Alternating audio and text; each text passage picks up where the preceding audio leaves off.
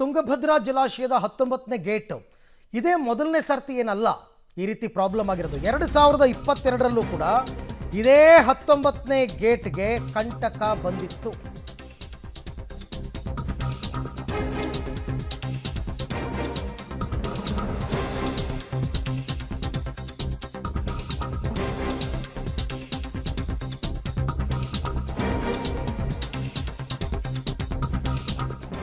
ಎರಡು 2022ರಲ್ಲೂ ಕೂಡ ಟಿ.ಬಿ ಡ್ಯಾಮ್ನ ಇದೇ 19ನೇ ಗೇಟ್ಗೆ ಕಂಟಕ ಬಂದಿತ್ತು.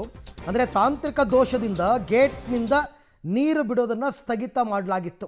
ಅವತ್ತು ಸಮಸ್ಯೆಯನ್ನು ಸರಿಪಡಿಸೋ ತನಕ ಗೇಟ್ ಉಪಯೋಗಿಸಬೇಡಿ ಅಂತ ತಜ್ಞರು ಸೂಚನೆ ಕೂಡ ಕೊಟ್ಟಿದ್ದರು. ಆಮೇಲೆ ಅದಾದ ಬಳಿಕ ಕಳೆದ ವರ್ಷ 2023ರಲ್ಲಿ ಬರಗಾಲದಿಂದ ಟಿ.ಬಿ ಡ್ಯಾಮ್ ತುಂಬಲೇ ಇಲ್ಲ.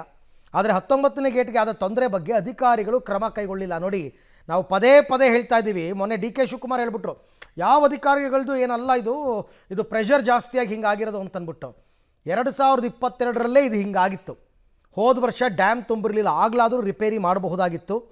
ಅಧಿಕಾರಿಗಳ ಹೊಣೆಗೇಡಿತನಕ್ಕೆ ಕ್ರಸ್ಟ್ ಗೇಟ್ ಕಿತ್ತೋಗಿರೋದೇ ಸಾಕ್ಷಿ. ಈಗೇನು ಹೇಳ್ತಾರೆ ಶಿವರಾಜ್ ತಂಗಡಗಿಯವರು ಮತ್ತು ಡಿ.ಕೆ. ಶಿವಕುಮಾರ್ ಅವರು, ಈ ಕ್ಷಣದ ತನಕ ಒಬ್ಬ ಅಧಿಕಾರಿ ಮೇಲೆ ಏನೂ ಕ್ರಮ ತಗೊಂಡಿಲ್ಲ. ಬಟ್ 2022ರಲ್ಲೇ ಹೀಗಾಗಿತ್ತು. ಆಗಲೇ ತಜ್ಞರೆಲ್ಲ ಹೇಳಿದ್ರಂತೆ, ಇದನ್ನು ಸರಿಪಡಿಸೋ ತನಕ ಓಪನ್ ಮಾಡಬೇಡಿ, ಆಮೇಲೆ ಸರಿಪಡಿಸಿ ಅಂತ. ಮಾಡಿಸೇ ಇಲ್ಲ ಇವರು.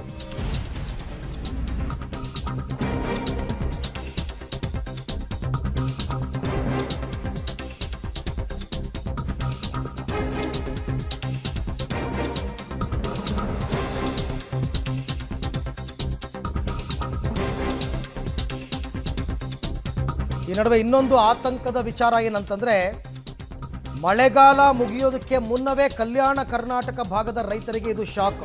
2 ಬೆಳೆಗಳಿಗೆ ಟಿ.ಬಿ ಡ್ಯಾಮ್ ನೀರು ಸಿಗಲ್ಲ. 1.20 ಲಕ್ಷ ಹೆಕ್ಟೇರ್ ಪ್ರದೇಶದ ಬೆಳೆಗೆ ನೀರುಣಿಸ್ತಾ ಇತ್ತು ಈ ಡ್ಯಾಮ್. 3 ರಾಜ್ಯದ 8 ಜಿಲ್ಲೆಗಳಿಗೆ ಅಸರಿಯಾಗಿತ್ತು. ಕಲ್ಯಾಣ ಕರ್ನಾಟಕದ ಬಳ್ಳಾರಿ, ವಿಜಯನಗರ, ಕೊಪ್ಪಳ ಮತ್ತು ರಾಯಚೂರು, ಆಂಧ್ರದ ಕರ್ನೂಲ್, ಅನಂತಪುರ, ಕಡಪ, ತೆಲಂಗಾಣದ ಮೆಹಬೂಬ್ ನಗರ ಜಿಲ್ಲೆಗಳಿಗೆ ಟಿ.ಬಿ ಡ್ಯಾಮೇ ಜೀವನಾಡಿ. ಈಗ ಎಲ್ಲ ನೀರು ಪೋಲಾಗಿ ಸಮುದ್ರಕ್ಕೆ ಹೋಗ್ತಾ ಇದೆ. ಹಾಗಾಗಿ 2 ಬೆಳೆಗೆ ನೀರು ಸಿಗಲ್ಲ. ಈ ಬಗ್ಗೆ ಮತ್ತಷ್ಟು ಮಾಹಿತಿ ನನ್ನ ಕೊಲೀಗ್ ಅಮರೇಶ್ ಅವರಿಂದ ಪಡ್ಕೊಳ್ಳೋಣ. ಅಮರೇಶ್, ಇಲ್ಲೂ ಕೂಡ 2 ವಿಚಾರ ಬರುತ್ತೆ. ಒಂದು, 2022ರಲ್ಲೇ 19ನೇ ಗೇಟಿಗೆ ತೊಂದರೆ ಇದೆ ಅಂತ ತಂತ್ರಜ್ಞರು ಹೇಳಿದಾಗ ಇಲ್ಲಿ ತನಕ ಅಧಿಕಾರಿಗಳು ಏನು ಮಾಡ್ತಾ ಇದ್ರು, ಯಾಕೆ ರಿಪೇರಿ ಮಾಡಲಿಲ್ಲ? ಎರಡನೇದು, ಈ 8 ಜಿಲ್ಲೆಗಳಿಗೇನು ನೀರುಣಿಸ್ತಾ ಇತ್ತು, ಇವರಿಗೆ 2 ಬೆಳೆ ಇರಲಿ, 1 ಬೆಳೆಗೂ ನೀರು ಸಿಗೋ ಡೌಟ್ ನನ್ನ ಪ್ರಕಾರ. ಏನು ಹೇಳ್ತೀರಾ? ಅರವಿಂದ್, ಮೊದಲನೇ ದಿನದಿಂದಲೂ ಸಹಿತ ಪಬ್ಲಿಕ್ ಟಿವಿ ಇದೇ ವಿಚಾರವನ್ನು ಜನರ ಮುಂದೆ ಇಡ್ತಾ ಬರ್ತಾ ಇದೆ. ಯಾಕಂದರೆ ಈ ಗೇಟ್ ಕಿತ್ತು ಹೋಗ್ಲಿಕ್ಕೆ ಇದರ ಪ್ರಮುಖವಾಗಿ ಅಧಿಕಾರಿಗಳ ನಿರ್ಲಕ್ಷ್ಯತನವೇ ಕಾರಣ ಅನ್ನುವಂಥದ್ದನ್ನು ಡೇ ಒನ್ನಿಂದಲೂ ಕೂಡ ಹೇಳ್ತಾ ಬರ್ತಾ ಇದ್ವಿ. ಅದಕ್ಕೆ ಮತ್ತೊಂದಷ್ಟು ಪುಷ್ಟಿ ಕೊಡುವಂಥ ನಿಟ್ಟಿನಲ್ಲಿ 2022ರಲ್ಲಿ ಜಲಾಶಯ ಭರ್ತಿಯಾಗಿತ್ತು.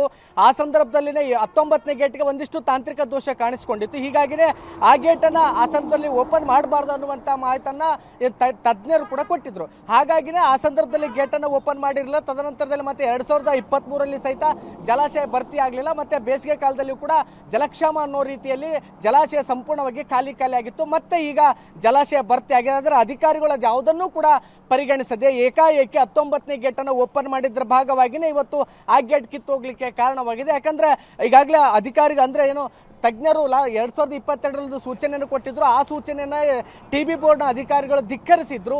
ಹೀಗಾಗಿನೇ ಆ ಒಂದು ಗೇಟನ್ನು ಓಪನ್ ಮಾಡಿದ ನಂತರದಲ್ಲಿ ಅದು ಏಕಾಏಕಿ ಕಿತ್ತೋಗಿದೆ. ಒಂದು ವೇಳೆ ಆ ಟೈಮ್ನಲ್ಲೇ ಏನು ತಂತ್ರಜ್ಞರು ಒಂದು ಮಾಹಿತಿಯನ್ನು ಕೊಟ್ಟಿದ್ರು, ಇದನ್ನು ಸರಿಪಡಿಸುವವರೆಗೂ ಯಾವುದೇ ಕಾರಣಕ್ಕೂ ಓಪನ್ ಮಾಡಬೇಡ್ರಿ ಅನ್ನುವಂಥದ್ದನ್ನು.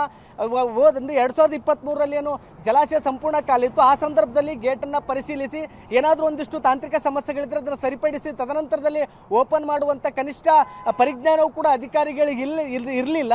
ಹೀಗಾಗಿ ಇವತ್ತು ಈ ಒಂದು ಅವಾಂತರ ಸೃಷ್ಟಿಯಾಗಿರೋದ್ರಿಂದ ಕಲ್ಯಾಣ ಕರ್ನಾಟಕದ ಕೊಪ್ಪಳ, ರಾಯಚೂರು, ವಿಜಯನಗರ ಮತ್ತು ಬಳ್ಳಾರಿ ಜಿಲ್ಲೆಗಳು ಸೇರಿದಂತೆ ಆಂಧ್ರ ಮತ್ತು ತೆಲಂಗಾಣದ 4 ಜಿಲ್ಲೆಗಳು, ಒಟ್ಟು 3 ರಾಜ್ಯಗಳ 8 ಜಿಲ್ಲೆಗಳ ರೈತರ ಬದುಕಿಗೆ ಇದೀಗ ಅಧಿಕಾರಿಗಳು ಕೊಳ್ಳಿ ಇಟ್ಟಿದ್ದಾರೆ. ಹೀಗಾಗಿನೇ ಸಾಕಷ್ಟು ಆಕ್ರೋಶಗಳು ಕೂಡ ವ್ಯಕ್ತವಾಗ್ತದೆ. ಆದರೆ ಡಿ.ಸಿ.ಎಂ ಅವರು ಬಂದೋದ್ರು, ಯಾವುದೇ ಅಧಿಕಾರಿಗೆ ಮೇಲೆ ಕ್ರಮ ಕೈಗೊಳ್ಳಿಲ್ಲ. ಮತ್ತೆ ಇವತ್ತು ಸಿ.ಎಂ ಅವರು ಬರ್ತಾ ಇದ್ದಾರೆ. ಸಿ.ಎಂ ಆದರೂ ಸಹಿತ ಎಲ್ಲ ವಿಚಾರಗಳನ್ನು ಪರಿಗಣಿಸ್ತಾರೆ. ಇಲ್ಲಿರ್ತಕ್ಕಂಥ ಅಧಿಕಾರಿಗಳ ಮೇಲೆ ಒಂದಿಷ್ಟು ಕಠಿಣ ಕ್ರಮಗಳನ್ನು ಕೈಗೊಳ್ತಾರೆ ಅನ್ನುವಂಥ ಪ್ರಶ್ನೆಗಳನ್ನು ಸಹಿತ ಇದೀಗ ಈ ಜಿಲ್ಲೆಗಳ ಜನರು ಮತ್ತು ರೈತರು ಮಾಡ್ತಾ ಇರುವಂತದ್ದು. ರೈಟ್ ಅಮರೇಶ್, ಥ್ಯಾಂಕ್ ಯು ತಮ್ಮ ಎಲ್ಲ ಮಾಹಿತಿಗಾಗಿ. ಅಧಿಕಾರಿಗಳ ವಿರುದ್ಧ ಮೊದಲು ಕ್ರಮ ತಗೊಳ್ಳಿ ನೀವು.